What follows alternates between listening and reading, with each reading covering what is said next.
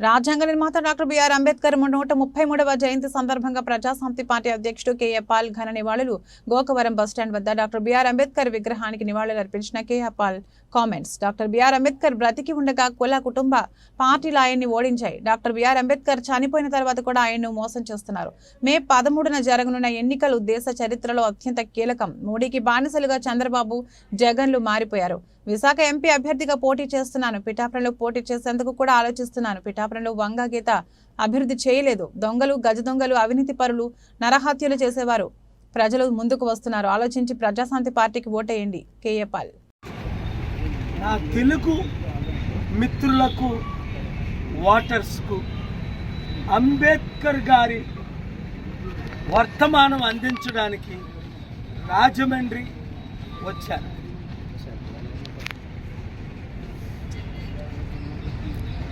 రాబోయే ఎలక్షన్ మే 13న దేశ చరిత్రలో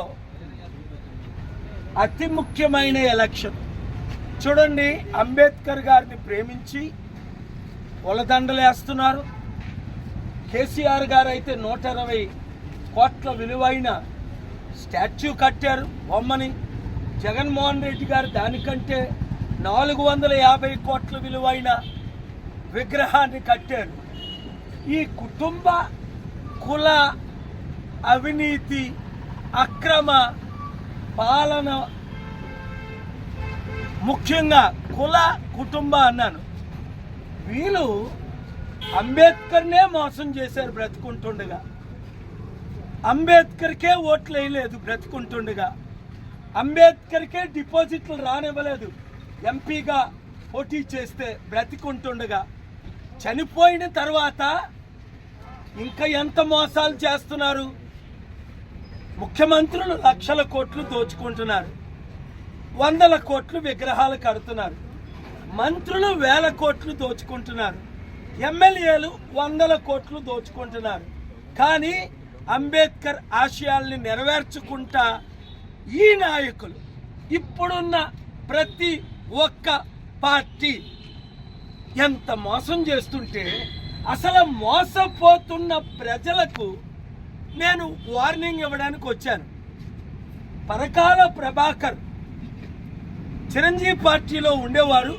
ఇప్పుడు Modi BJP party finance minister భర్త గారు ఆయన నిర్మలా సీతారామన్.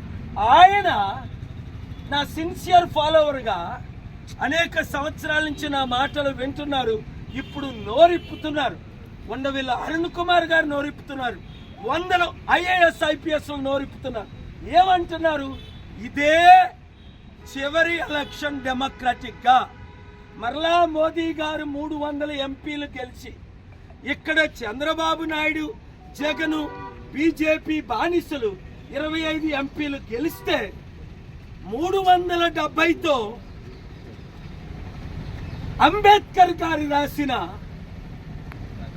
ఆ కాన్స్టిట్యూషన్ నే మార్చి హిందూ రాష్ట్రంగా ప్రకటించబోతున్నారని ఏప్రిల్ 10, 2019 చీఫ్ ఎలక్షన్ కమిషన్ ని కలిసిన తర్వాత నేను ఢిల్లీలో చెప్పాను. ఇప్పుడు నాతో పాటు అందరూ 100 మంది సాహసంగా చెప్తున్నారు. అందుకనే గదరన్న అంబేద్కర్ అనుచరుడు ఈ పార్టీలు ఏవి వద్దని ప్రజాశాంతి పార్టీలో అక్టోబర్ 5, 2022లో చేరి, నా చివరి కోరిక ప్రజాశాంతి పార్టీని గెలిపించండి, ప్రజలకు స్వాతంత్రం, అభివృద్ధి కల్పించండి. అలాగే బాబు మోహన్ 1451 మూవీల్లో వాచ్ చేసిన ఆయన బీజేపీలో, టీడీపీలో, టీఆర్ఎస్, బీఆర్ఎస్లో ఎమ్మెల్యే మంత్రిగా చేసిన ఆయన, ఈ పార్టీలన్నీ వృధా. ఒక్క పాలన రావాలి, పాలన మారాలి, అప్పులు తీరాలి, అభివృద్ధి జరగాలి. అవన్నీ మీకు తెలుసు. నేనేం చేశాను, ఏం చేయగలను. ఇదే రాజమండ్రి లూథరన్ గ్రౌండ్స్ పట్టలేదు మీటింగ్స్కి. అది కాదు ముఖ్యం.